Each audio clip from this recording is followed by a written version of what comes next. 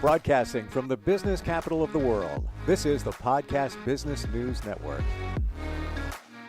I wonder if you're familiar with sound healing. There's energy healing. There is many different modalities to help you heal from different things, specifically traumas that have happened in your life, maybe in your childhood that you still carry with you now, and they are limiting you from moving forward. But sound is one of them. And when you think about it, you put a song on, whether you stream it, you play it on your phone, whatever, it does something for you because it's sound. And she creates sound and heals all the time. Barb Sounds is back with us, and great to have you back, Barb. How you doing? Thanks, Steve. I'm well. How about you? I'm good. I'm good. And we're gonna change it up and have you play out of the gate here, because normally we wait to the end, then we run out of time, then we have to rush it. But what seems to be different this time around is you're going to play sending the energy to specific individuals in your mind. Am I right about that?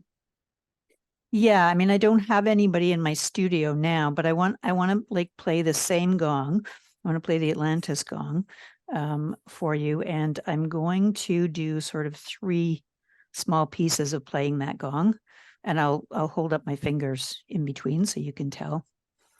But in order, if I'm playing for somebody, like right now, I've been working on recording a sound bath for someone who has cancer, has a terminal diagnosis, and is suffering a lot of, physical discomfort and also Sorry to hear. emotional. And so in order to do that for that person, because then I can just send them the audio and then they can listen to it whenever they want. It's a special thing that I do for people who are at end of life or who are, suffering a lot with some kind of ongoing disease or some terminal condition. And to do that, it's a little bit like doing long distance Reiki, because if I'm playing for you and you're in my studio here, you're probably going to hear rain in the background because it's pouring rain here. If I'm playing for you in my okay, good. When I'm playing for you in my studio, that your energy is coming out of you in the same space as I'm in, and it can go like right to the gongs. I mean, it still will go through me, but as much I can sort of pull it and make that connection between you and the gongs. If I'm playing the gongs here and someone isn't here, so I'm doing long distance, then I have to connect with them somehow energetically, spiritually, like in the ethers, to do 2 things. I have to ask permission for them that I can play for them and that I can match my playing to their energy. Okay. Right. And I have to actually, before I do that, I have to actually connect with them. I have a question that popped in my head. Mm-hmm. So you're playing for specific people in mind. Yep. Okay. Others may be listening, are listening. Can they get something out of it, even though the energy is intended for certain individuals? Yeah, that's a really good question. And yes, they can. It's more powerful if it's geared to a specific individual and, what they're feeling. And if I'm connected either in person or long distance with that person's energy, then the gongs can change, as that person's feelings are changing, or, what things that they need come up.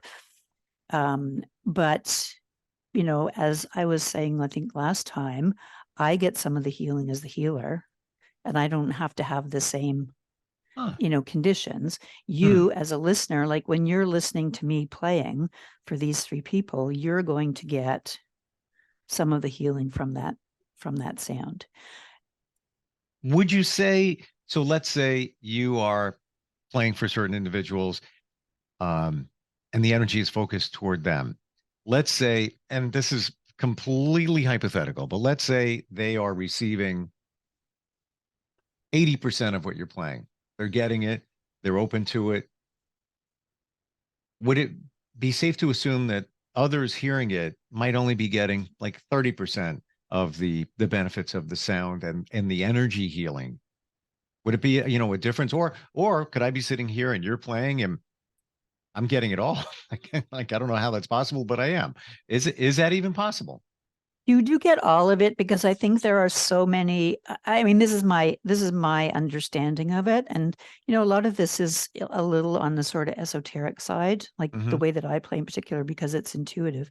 So there's no scientific body of knowledge that says it works this way or that way. It's just Right, right. and all of us play, like I play completely different to every other Hmm. sound healer that I know of or gong player.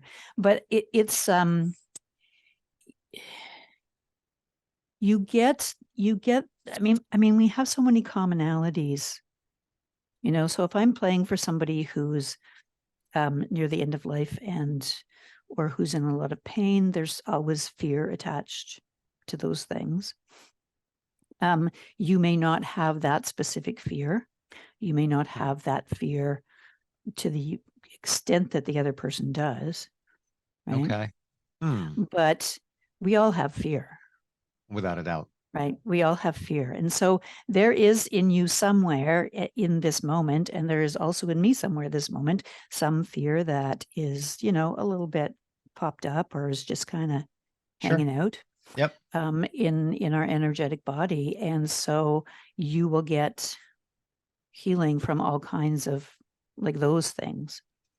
It's been said that when energy is presented to heal people, like Reiki, Mhm. energy is put out there and it will go where it needs to go, Yeah. right? Is it safe to assume that when you're playing, picture a sidewalk, and in that sidewalk, you have some cracks in the sidewalk, and you're spraying water from a hose on the sidewalk? Think of that as the energy, the sound. It's going to go where it needs to go. So Yeah. let's say I need to heal from something or fears, whatever it might be. There's cracks in my shell, and Yeah. the sound is going to go in there because it needs to go in there.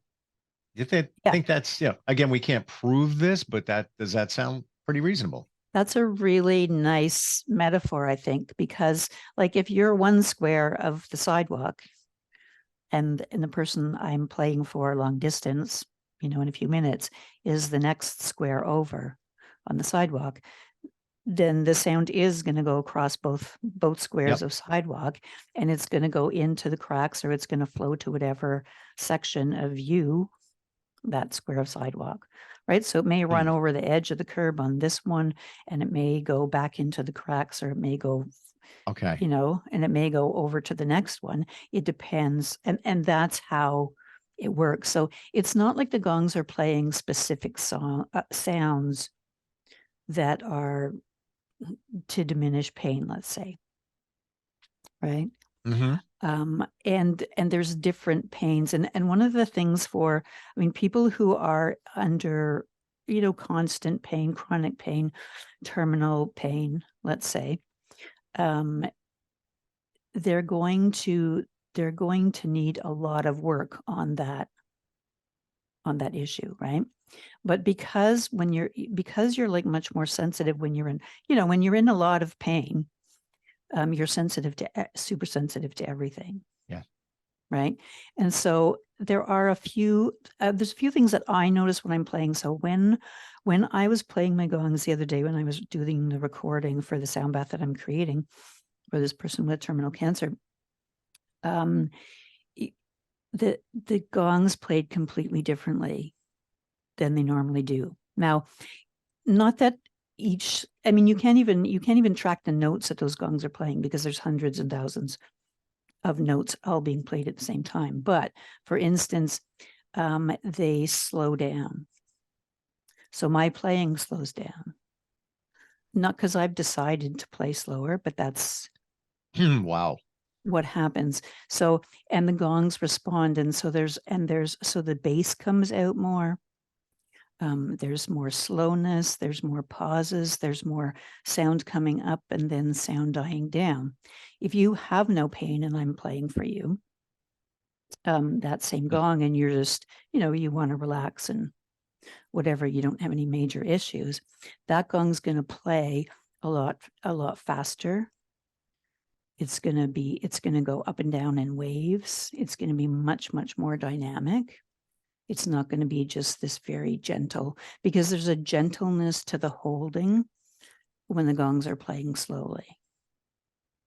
And then there's a fluidity and it's like a river running, right?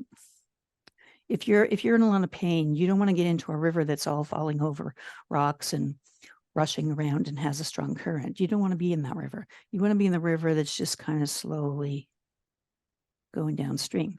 If you're not in pain, right, and you want to be energized, and you want to, have your white and red blood cell counts go up and all that kind of stuff, then you want to be in that river that's kind of going a little bit crashy.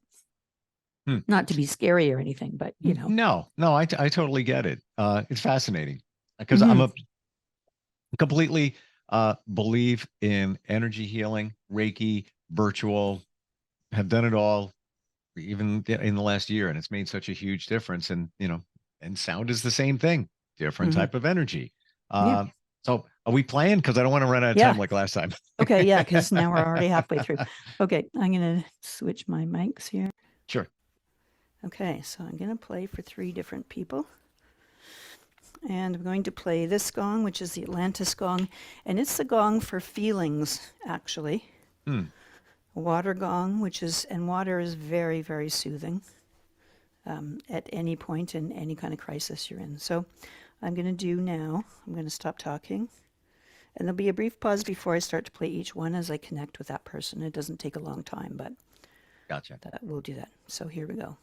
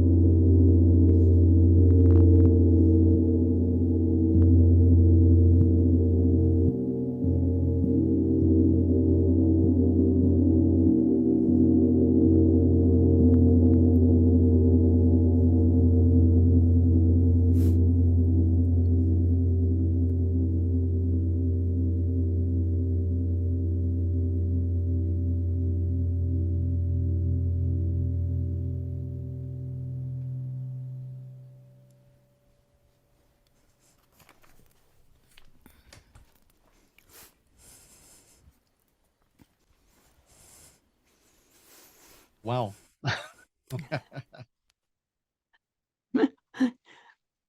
So I don't know why, but the second one resonated with me. I just was kind of feeling that. I don't know why. I don't know. Um, but as I'm watching you play, how do you know what to play, how to play? Like, how do you know to hit it again? I'm trying. I don't know. Yeah, it's it's very hard to describe. I am not knowing. Um, it's totally intuitive. So I'm not actually making any decision in my playing. Like I am not in my mind at all deciding, oh, I should slow down, or I should speed up, or oh, I should go louder, or I have no idea how loud the gong is going to play when I hit it with the mallet each time, right? So I'm not controlling volume. I'm not controlling where it goes on the gong. It's just Hmm.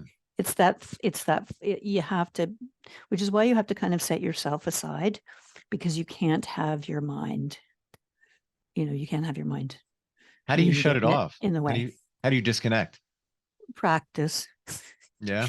When I used to do sound baths, in particular when I was doing um, public ones like for group people, um, I usually start with the Tibetan singing bowls. Um, and I had some that were like the ones that I play, and others were where you play them around. And I would play for maybe like 3-4 minutes at the beginning of the sound bath. I'd be playing those bowls. And for most of that 3 to 4 minutes on some days, my mind would just be nattering away at me. Like it'd be like, oh, the sound's not loud enough. They're not going to be able to hear it. Oh, this doesn't sound very good. Oh, this isn't going to relax You were them. overthinking it.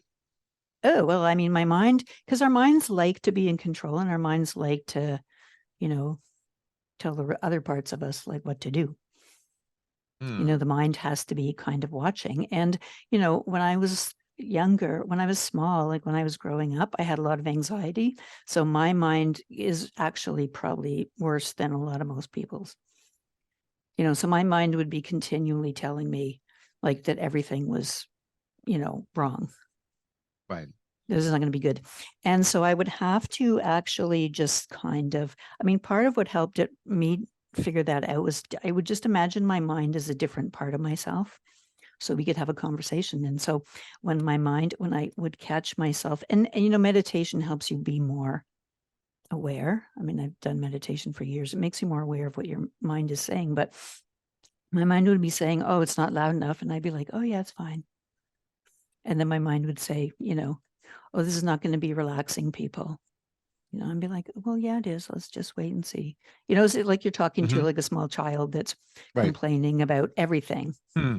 which is what my mind is. But You know what I'm thinking? You know what I'm thinking? And you know what? That really is. It's the child in you from your childhood yep. that is kind of dictated your subconscious. So really you are talking to yourself, your inner child, as they call it.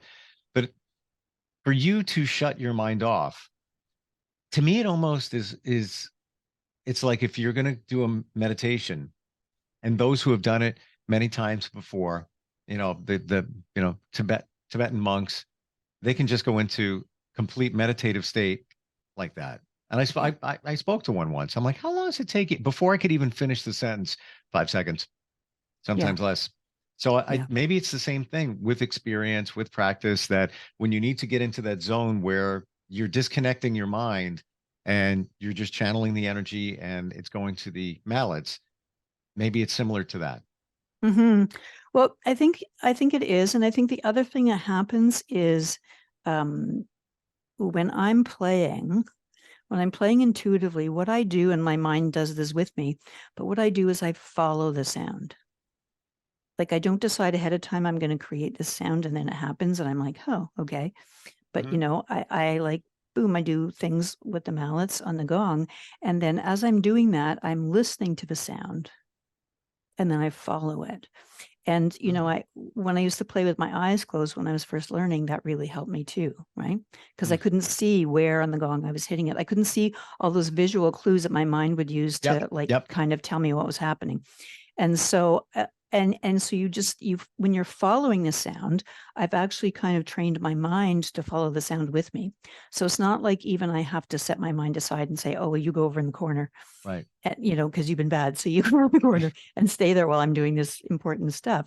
But my mind is now, it gets hooked into the sort of fascination of of following the sound. Well, that makes perfect sense. If you're closing your eyes, it's one less sense and one less connection to this. I always say we should have left more time because I was just like, I'm just getting into the zone done there. Now? Yeah, right. Wow. We are. Well, you see, you need to come to a 1-hour sound bath with me. You know what? Yeah.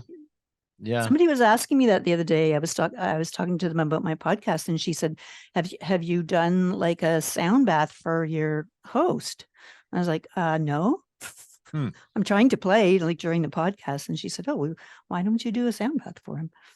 So there's just something about it, Barb, where it just stops you in your tracks, and you could have the busiest day and all of a sudden like, which is a good thing. How do we find you? If we want to book a session, learn more, where are you? Okay. To book a session, like a private session, or to learn more, you can go to heal.me /Barb Sounds. And you can book individual sessions there. And it also tells you about the different kinds of sessions that I do. If you want to join a public sound bath, like a group sound bath, which is cheaper, and some people like to just kind of do that to start with, go to barbsounds.eventbrite.ca. Gotcha. And you can buy the tickets there, and you can see all the dates that I play. Well, the group sound bath, now that we're learning more here, can be extremely beneficial for people. It doesn't have to be directed at one person, as I learned today. Super cool. Yeah. And sounded great, by the way. Oh, thank you. And one more thing, when I'm doing when I'm doing a group sound bath, I'm playing this, like everybody's hearing the same sounds coming from the instruments, but their experiences are totally, totally different. Right? It'd be interesting if we had people to describe their feelings after you play.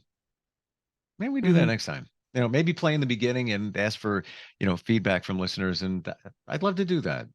Okay. What they experience. I know what I'm feeling. I'm curious what other people are. All right. Fantastic talking with you. Love this. Really do. Great. And we'll catch up next time. Okay. Are you looking for even more of the podcasts and hosts that you love? The Podcast Business News Network is proud to announce that you now have even more ways to listen live. Check out the MyTuner Radio, online radio box, and Simple Radio apps on iOS and Android, or find us online. Search for Business News Network on mytuner-radio.com, or search Podcast Business News Network on streama.com and onlineradiobox.com/US. Take your podcast on the go and don't miss a minute of the action.